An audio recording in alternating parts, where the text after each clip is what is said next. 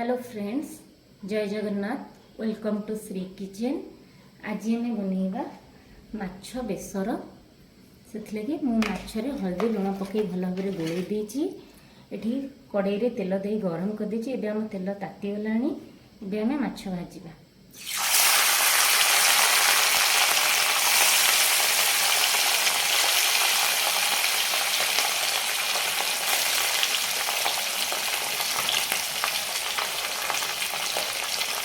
जितने जाए माछर गोटा साइड भाजी हुए से आम आपको ओल्टेबानी ना माछ तो भांगीज आमर। 5 ରୁ 7 मिनट पर्यंत छाड़ीद। ये देखते हल्का गोल्डन कलर है माछ से ओल्टेद और पटटा भाजी छाड़ा।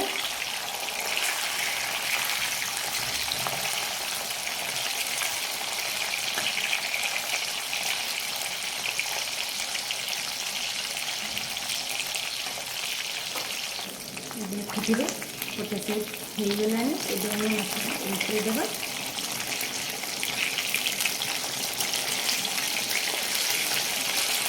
साइडटा पूरा पूरी हो गलानी। आर साइड 5 मिनट छाड़ीदेवा।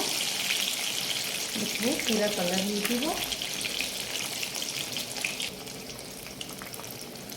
देखिए आम माछ भजा गोटा हो गलानी। एबे गोटे प्लेट को काढ़ी दउची।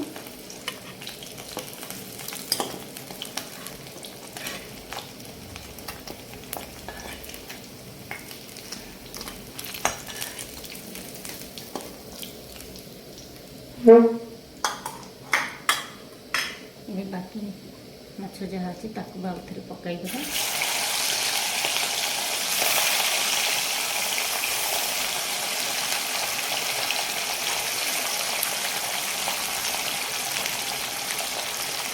ताकि भी आम 5 मिनट छाड़ीदेवा। गोटे साइड हो सारा आम उल्टेगा। ये माछर गोटा साइड हल्का हल्का कलर चेंज हो गलानी। एबे आम उल्टेदेवा।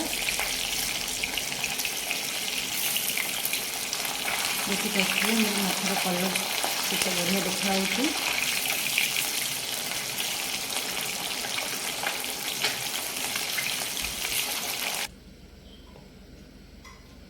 एबे आम सबतक माछ भजा हो जाइए। एबे से तेल रे आलू को भाजिबा।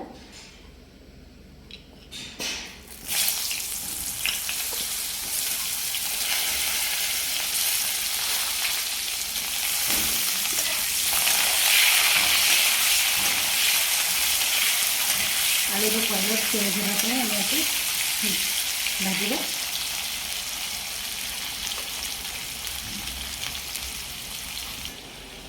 टमाटो गुड़ा मुझे काटिकी रखी। रेड कलर टमाटो देखिए ने जमी तरकारी कलर बहुत भल आसो। से तेल टमाटो गुड़ा भाजीदेव। तेल टमाटा भाजिले तरकारी कलर बहुत सुंदर आसी है।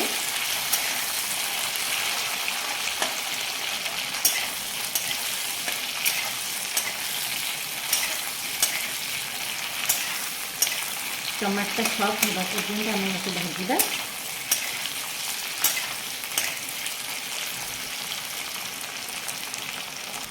एबे देख पारे टमाटा पूरा पूरी मिसी जाती रेड कलर देखा जाऊँगी। एबे हम एथरे बेसरटा दबा। बेसरटारे मु 4 टीस्पून सोरिष, 2 टीस्पून जीरा, 1 टीस्पून पोस्तक और शुखला लंका गोटे 7 ରୁ 8 पाखुड़ा रसुण दे बाटी देचे। और हल्दी गुंड 1 टीस्पून, लुण हाफ टीस्पून पकई। देदेवा तेल रे। जेहेतु सोरिषटा बेसी समय कषा जाए ना, मु अल्प समय तेल रे कषिदेवी। देखिए केते सुंदर देखा जाउछि कलर। आमर टमाटा तेल रे एक कषा जाए जमीक तरकारीटा बहुत सुंदर आसे।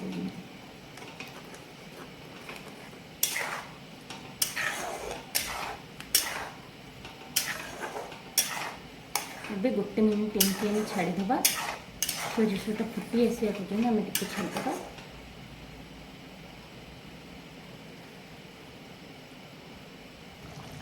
ଏବେ ସୋରିଷଟା ଆମର ଫୁଟି ଆସିଲାଣି, ସେଥିରେ ଆମେ ପାଣି ଦେଇଦେବା।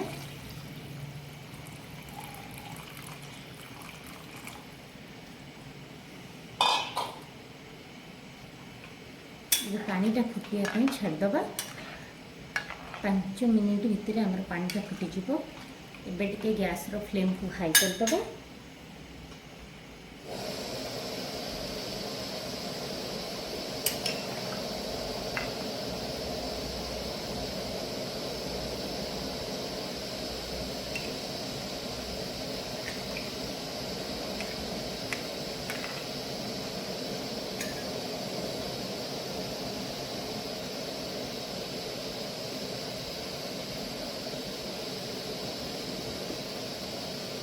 ପୂର୍ବରୁ ମୁଁ ଆମ୍ବୁଲ କିଛିଟା ଏମିତି ଭିଜେଇକି ରଖିଥିଲି। ଦେଖିପାରୁଥିବେ ଆମ୍ବୁଲ ଗୁଡ଼ା ଆମର ପାଣିରେ ସଫ୍ଟ ହେଇଯାଇଛି। ଏବେ ଏଗୁଡ଼ା ଆମେ ତରକାରୀରେ ଦେଇଦେବା। ଯଦି ଆପଣଙ୍କୁ ଖଟା ଭଲ ଲାଗୁଥିବ ତେବେ ଆମ୍ବୁଲ ନିଶ୍ଚୟ ଦେବେ। ତା ସହିତ ଆମ୍ବୁଲର ପାଣି ବି କିଛି ମିଶାଇଦେବା।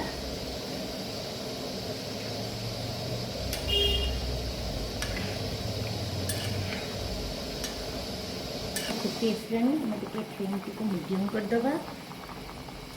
ସେଥିରେ ଆମେ ମାଛର ପିସ୍ ଗୁଡ଼ାକୁ ପକାଇ ଦେଇକି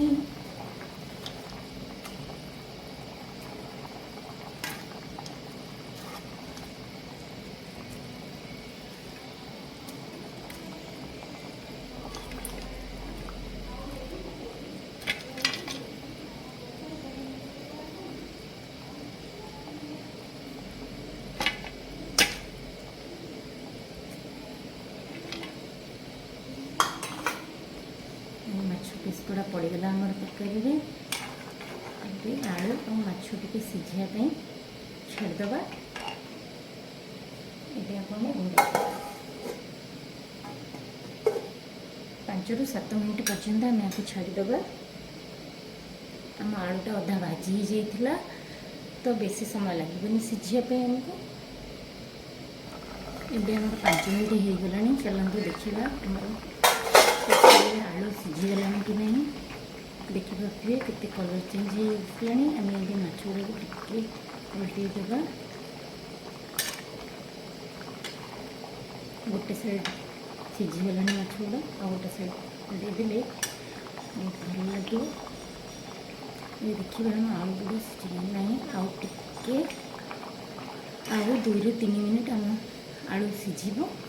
ତ ଏବେ ପୁଣି ଆମେ ପୁରା ଲୋ ଫ୍ଲେମ୍ କରିକି ଗ୍ୟାସ୍ର ଫ୍ଲେମ୍ଟିକୁ ଲୋ କରିଦେବା ଆଉ ଆକୁ ଫୁଟିବାକୁ ଛାଡ଼ିଦେବା।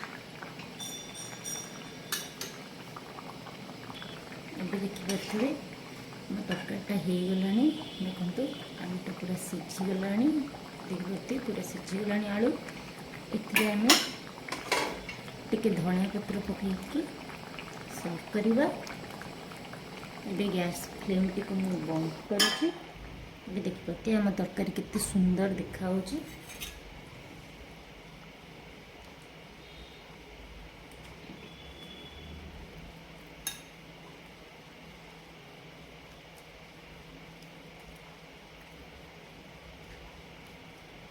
आशा करुँची आपको वीडियोटी जदि भल लगी लाइक शेयर कमेंट और सब्सक्राइब करने को भूलिबेनी।